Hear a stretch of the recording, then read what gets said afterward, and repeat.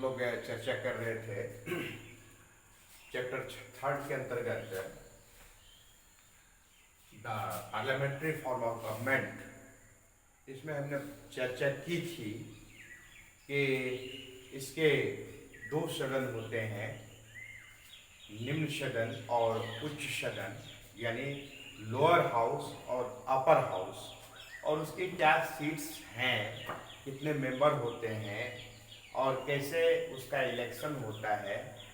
ये सारी बातों पर हमने चर्चा की थी और हमने कहा था कि आगे फिर जब हमारी कक्षा होगी तो इसमें बेसिकली हम लोकसभा के क्या कार्य हैं, क्या शक्तियां हैं, इस पर चर्चा करेंगे। तो सबसे पहले तो लोकसभा का जो चीफ होता है, प्रमुख होता है, वो उसका स्पीकर होता है, हेड वही होता है, ये स्पीकर। तो ये स्पीकर का चुनाव कैसे होता है?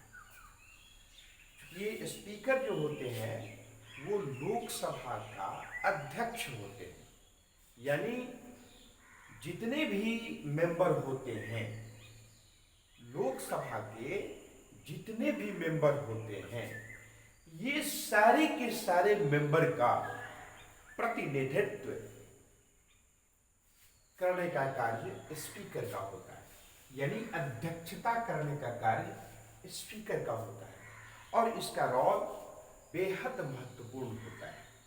इसीलिए कि पहले इसका चुनाव होता कैसे है, तो आप लोग कहीं कहीं पुस्तक में पढ़ते होंगे कि जो गवर्नमेंट में होते हैं, यानी रूलिंग पार्टी जो होती है, उसी पार्टी के मेंबर को ही लोकसभा का अध्यक्ष बनाया जाता है। आपने ये जान लिया, पढ़ भी लिया शायद, किंतु क्यों उसी पार्टी के मेंबर को इसका स्पीकर बनाया जाता है? ऐसा क्यों है? ऐसा इसलिए क्योंकि रूलिंग पार्टी जो होती है वो मेजॉरिटी में होती है, अर्थात more than 50% member is already in their own party. So the decision of making the speaker, it is already clear to the ruling party or the concerning party. यानी चूंकि बहुमत में वह पार्टी होती है या पार्टी का गठबंधन रहता है, ऐसी स्थिति में जो अध्यक्ष का चुनाव किया जाता है तो वो सामान्यतया उसी पार्टी के होते हैं। किंतु याद रखेंगे, जिस पार्टी का वो मेंबर होते हैं, जब लोकसभा का अध्यक्ष बना दिया जाता है, लोकसभा का अध्यक्ष चुन लिया जाता है, उस स्थिति के बाद, यानी लोकसभा के अध्यक्ष के चुनाव हो जाने के बाद, तब इस पार्टी के अध्यक्ष का मूलतः उस पार्टी के, जिस पार्टी से उसे लिया गया है, उससे बहुत यूं कहे कि उस पार्टी से उसका बहुत मतलब नहीं रह जाता है इस सेंस में, क्योंकि तब वह केवल उसी पार्टी मात्र का नहीं होकर के रहता है। और क्योंकि ये दोनों सत्ता पक्ष और विपक्ष दोनों पार्टियों का प्रतिनिधित्व करता है, दोनों पार्टियों की अध्यक्षता करते हैं, यही कारण है कि स्पीकर अपनी पार्टी में बहुत गहरी अभिरुचि या इंटरेस्ट पब्लिकली नहीं ले सकते। अब आप प्रश्न कर सकते हैं तो क्या वह अपनी पार्टी को त्याग देते हैं? त्यागते नहीं हैं, क्योंकि वो सभी पार्टियों का, वो सत्ता पक्ष का हो अथवा विपक्ष का हो, सभी पार्टियों का प्रमुख उन्हें चुना जाता है। इसलिए इसकी रेस्पॉन्सिबिलिटी होती है, इसलिए इनका दायित्व होता है कि वह सभी पार्टियों को समान निगाह से देखे, समान निगाह से व्यवहार करे। किसी पार्टी को दूसरी पार्टी के किसी सदस्य को या उस पार्टी को ऐसा न लगे कि वह उस खास पार्टी, जिस पार्टी से वो बिलोंग करता है, उसके प्रति पक्षपात करता है, ऐसा नहीं लगना चाहिए। इसीलिए इनका ये जो पद है बहुत महत्वपूर्ण हो जाता है। ये क्लियर है कि इनका चुनाव कैसे होता है। तो लोकसभा के जितने भी सदस्य होते हैं, लोकसभा के जितने भी सदस्य होते हैं, उन सारे सदस्यों के द्वारा बहुमत के आधार पर अध्यक्ष का चुनाव होता है। So Lok Sabha elects its speaker from among its members. Almost all members of the house, it means lower house, all together elect to their speaker of the Lok Sabha. यह ऑलरेडी क्लियर हो गया। ये यानी सभी सदस्य मिलकर के स्पीकर का चुनाव करता है। अब है, चूंकि लोकसभा का प्रतिनिधित्व स्पीकर करता है, तो डायरेक्टली जो भी कार्य होता है वो स्पीकर के माध्यम से होता है। जो भी पावर को इंप्लीमेंट करने का होता है वह स्पीकर के माध्यम से होता है। इसलिए हम इसके पावर को, इसकी शक्तियां को, इसके कार्य को हम इस रूप में जानते हैं। अब यह है the functions concerning the business of the house. चूंकि इसकी अध्यक्षता है, अध्यक्षता स्पीकर करते हैं, अध्यक्ष करते हैं, इसीलिए ये टोटल के टोटल जो मेजर्स आते हैं इस हाउस के, उसका एक्सरसाइज ये स्पीकर के ही द्वारा होता है। इसके बाद स्पीकर का यह भी कार्य है कि डिसिप्लिनरी फंक्शंस, यानी सभी सदस्य अनुशासन में रहे, सभी सदस्य कायदे से, जो नियम है, जो आचार है, उसको ध्यान में रखते हुए, सदन की मर्यादा को कायम रखते हुए सदन में उपस्थित होते हैं और कार्यवाही में भाग लेते हैं। तो स्पीकर का यह भी महत्वपूर्ण कार्य होता है कि उसको बिल्कुल अनुशासन में सदन की कार्रवाई को संचालित करने का प्रयास करता है। इसके साथ ही साथ इसका जो प्रशासनिक कार्य है, to maintain law and order at any cost. कभी कभी मैं आपसे आग्रह करना चाहता हूं कि जब सदन में कार्रवाई चल रही होती है, जब संसद चल रहा होता है, उस कालखंड में मैं अपने बच्चों को आग्रह करूंगा कि आप जरूर बीच बीच में मौका मिले तो टेलीविजन वगैरह पर उनको देखना चाहिए, अनुभव करना चाहिए कि कैसे सदन में विभिन्न प्रकार की कार्रवाई होती है, प्रक्रिया रहती है सदन की, आपको देखना चाहिए। और कभी कभी मौका मिले तो आप को सदन में भी, संसद में भी जाना चाहिए, लोकसभा में भी कभी भ्रमण करना चाहिए, उसकी कार्रवाई को प्रत्यक्ष रूप से देखना चाहिए। वो सामान्यतया आसानी से उसमें प्रवेश नहीं मिल पाता है, किंतु आप कंसर्निंग अथॉरिटी के माध्यम से पहले से परमिशन ले चुके होते हैं, तो वैसी स्थिति में ऐसा प्रावधान है कि संसद की कार्रवाई कैसे चल रही होती है बच्चों को भी देखने का मौका मिल सकता है। तो इसमें है कि जितने भी प्रकार का पिटीशंस होता है, प्रश्न किए जाते हैं, डॉक्यूमेंट्स रहता है, उस सबको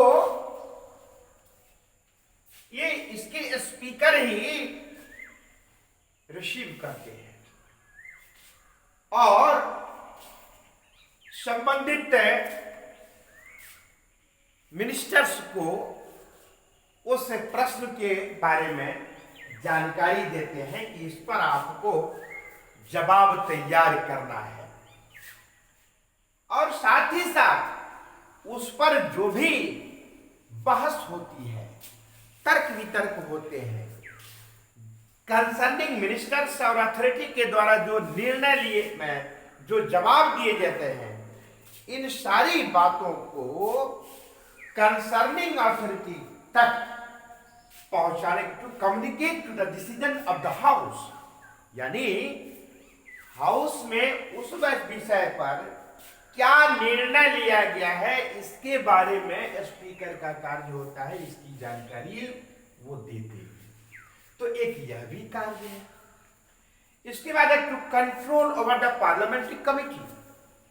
आपको ज्ञात होना चाहिए कि कई कमिटियां कार्य करती हैं इसके अंतर्गत, तो उन कमिटियों के ढेर सारे मेंबर्स होते हैं और उन विभिन्न कमिटियों के जो अध्यक्ष होते हैं, जिसके अंतर्गत में कमिटी के मेंबर कार्य करते हैं, उनका भी चुनाव, उनकी भी नियुक्ति, it is also most important power और the function of the speaker of Lok Sabha. तो इसका निर्णय लेने का कार्य, उसको अपॉइंट्स करने का कार्य लोकसभा का होता है। इसके बाद कुछ और भी कार्य होते हैं इसके। अब इसके अंतर्गत आप लोगों ने सुना होगा दल बदल अधिनियम, एक बार वो पारित हुआ है कि कभी कभी पार्टी के सदस्य, ये गजब की स्थिति है कि नेता लोग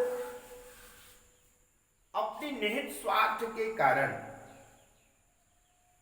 किसमें ज्यादा फायदा होना है, लाभ होना है,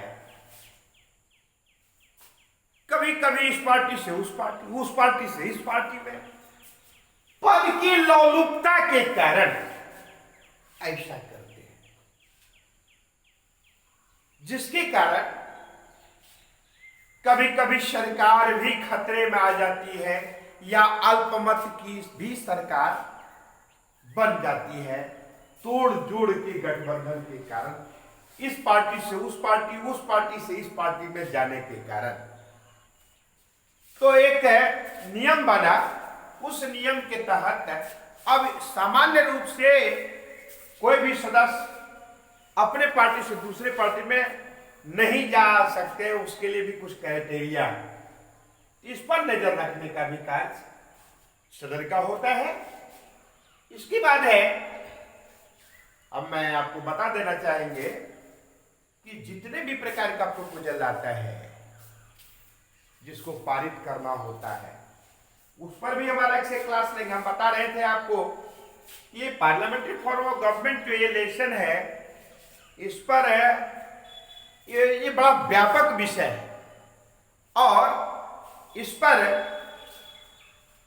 कई कक्षाएं हो सकती है, कई क्लासेज हो सकते हैं। तो फिर भी हम लोग संक्षिप्त रूप से थोड़ा थोड़ा करके प्रकाश डालने का कार्य करेंगे ताकि बेसिक कॉन्सेप्ट आप में बैठ जाए। तो कोई भी विधेयक प्रपोजल किस प्रकार का है, इसका भी निर्णय लेने का कार्य लोकसभा का होता है। याद रखेंगे। तो हम आगे जब चर्चा करेंगे तो बताएंगे डिटेल्स में कि धन विधेयक क्या है, सामान्य विधेयक, साधारण विधेयक क्या है। तो इसी क्रम में मैं थोड़ा स्पष्ट कर देना चाहता हूं। एक होता है सामान्य साधारण विधेयक, जनरल बिल कहते हैं हम लोग इसको, और एक होता है मनी बिल। तो कोई भी बिल कैसे पारित होता है इस पर भी हमको चर्चा करनी है। मौका मिलेगा तो हम बताएंगे कि कैसे how a bill become a law, इस पर हम लोग अलग से फिर चर्चा करेंगे। किंतु यहां हमको यह बताना है कि ये लोकसभा का ही काम, यानी अध्यक्ष का ही कार्य होता है, क्योंकि लोकसभा का सुप्रीम, लोकसभा के अध्यक्ष होते हैं। इसीलिए he is fully authorized to take decision any type of proposal which is related to either general bill or money bill. It totally depends upon the speaker of Lok Sabha. He will decide any bill is either money bill or general bill, simple bill. इसका भी निर्णय लेने का कार्य लोकसभा का अध्यक्ष का होता है। तो इसके अतिरिक्त भी ढेर सारे ऐसे कार्य हैं, किंतु ये 4-5 जो महत्वपूर्ण कार्य है इसके बारे में हम लोगों को जानकारी मिली। किंतु आपको याद है ये जो अभी दल बदल की हमारी बात हुई थी कि सामान्यतया जब देश आजाद हुआ था उस समय के राजनीतिज्ञों का जो चिंतन का स्तर था बेहद उच्च था। समाज की सेवा, देश की सेवा, राष्ट्र की सेवा के प्रति पूर्ण समर्पित हुआ करते थे। किंतु आज के समय में 60 से 70% और मोर देन 70% ऐसे पॉलिटिशियंस हैं जो अपने व्यक्तिगत स्वार्थ के कारण राष्ट्र की भी यदि क्षति हो तो उसको वो है नहीं टालते हैं, नजरअंदाज नहीं कर पाते, यानी व्यक्तिगत स्वार्थ हावी होता है। आज देखिए पॉलिटिशियंस होते हैं, ये लोग एमएलए हैं, एमपी हैं, नाम भी बड़ा चुन के रखा गया था, एमएलए। अब बताइए, यानी इस पॉकेट में लीजिए, उस पॉकेट में लीजिए, बोरा में लीजिए, न जाने कहां कहां जमा कीजिए, स्विस बैंक में जमा कीजिए। भाई एक एमएलए यदि एक एमपी एक टर्म रह जाता है तो सामान्यतया बहुत से ऐसे मेंबर होते हैं जिनके पास इतनी चल और अचल संपत्ति हो जाती है कि जिसका लेखा जोखा सही तरीका से वैसे कंसर्निंग एमएलए एमपी का को भी सही तरीका से नहीं रहता, इतना इनकम प्राप्त कर लेते हैं। तो भाव समाज की सेवा नहीं है। How to earn more and more money, it is the aim of the politicians generally, more than 50%, यानी 50-60% ऐसे हैं कि शानो शौकत की जीव इस पद पर आ जाने के बाद शानो शौकत की जिंदगी को प्राप्त करना, प्रतिष्ठा को प्राप्त करना, देश विदेश भ्रमण करना, ये होता है। हाँ, तनिक बहुत राष्ट्र सेवा का भी भाव रहता है, ऐसा नहीं है कि सभी ऐसे ही हैं। बहुत ऐसे भी मेंबर होते हैं वास्तव में जो अपने आप को पूर्ण समर्पित कर देते हैं। मैं नाम बताना नहीं चाहूंगा, किंतु कई ऐसे नेता हैं जो देश के लिए, राष्ट्र के लिए बिल्कुल तन मन धन से समर्पित होते हैं। कई ऐसे नेताओं की कड़ी बनी हुई है। अभी मैं प्रधानमंत्री जी का यदि मैं चर्चा करूं तो सर्वथा उपयुक्त होगा कि वास्तव में ऐसे ऐसे देश के सेवकों की जरूरत है, तो जिससे देश का कल्याण हो, राष्ट्र का कल्याण हो। यही कारण है कि दुनिया के मानस पटल पर भारत में पर्याप्त संसाधन नहीं रहने के बावजूद आज भी भारत दुनिया के मानस पटल पर बेहद उत्कृष्ट उदाहरण के रूप में है, ये वर्तमान महामारी को लेकर के विश्व के स्तर पर। खैर एनीवे, तो हम लोगों ने देखा कि लोकसभा का कार्य और शक्तियां संक्षिप्त रूप से। अगले दिन हम लोग इस पर चर्चा करेंगे, how a bill become a law, और अन्य विभिन्न कार्य को हम लोग लोकसभा के अंतर्गत जो आता है उसको हम लोग करेंगे। आपको याद रखना चाहिए जब हम लोग इस पर बिल पर आएंगे कि कैसे नियम बनता है, तो किसी भी सदन में, क्योंकि दोनों सदन का बराबर का अधिकार होता है, बराबर का पावर होता है। हम पहले ही कह चुके हैं कौन सदन, तो पार्लियामेंट को हमने बताया था, इसको दो ग्रुप में बांटा था, दो भाग में बांटा था, एक को लोकसभा में और एक को राज्यसभा में। तो दोनों मिल करके नियम बनाते हैं, तो किसी भी सदन में प्रस्तुत किया जा सकता है, किंतु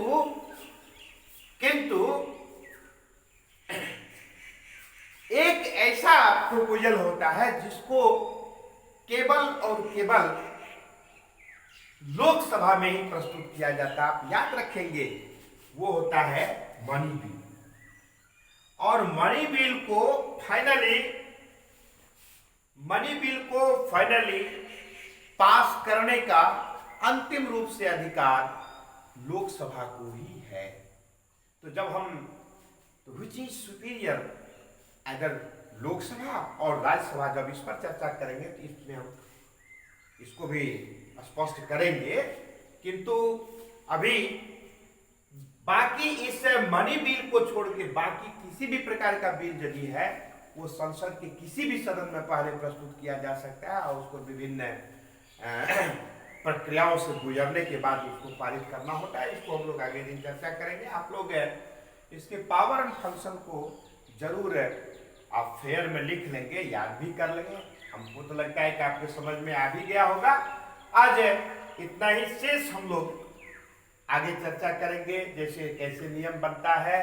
फिर ये जो हमारे मेंबर्स होते हैं लोकसभा के, आपको याद है, जानते हैं कि एक एमपी को 5 करोड़ रुपया, एक एमपी को 5 करोड़ रुपया अपने क्षेत्र में खर्च करने के लिए मिलता है, यानी कि उस क्षेत्र का विकास के लिए, उस क्षेत्र की समस्या का समाधान करने के लिए प्रत्येक वर्ष, यानी 25 करोड़ रुपया एक एमपी को मिलता है क्षेत्र के विकास के लिए। उसी प्रकार से एमएलए होते हैं, उसको 1 करोड़ रुपया एक वर्ष में मिलता है अपने क्षेत्र के विकास के लिए, क्षेत्र की समस्याओं के समाधान के लिए। और जब हम लोग चर्चा करेंगे इसका, जब चुनाव होता है इसके मेंबर का, तो किन किन तरीकों को अपनाना होता है और कहां कहां लिमिटेशन से वो बाहर चले जाते हैं कभी कभी, उस पर हम लोग बाद में चर्चा करेंगे। आज इतना ही, धन्यवाद।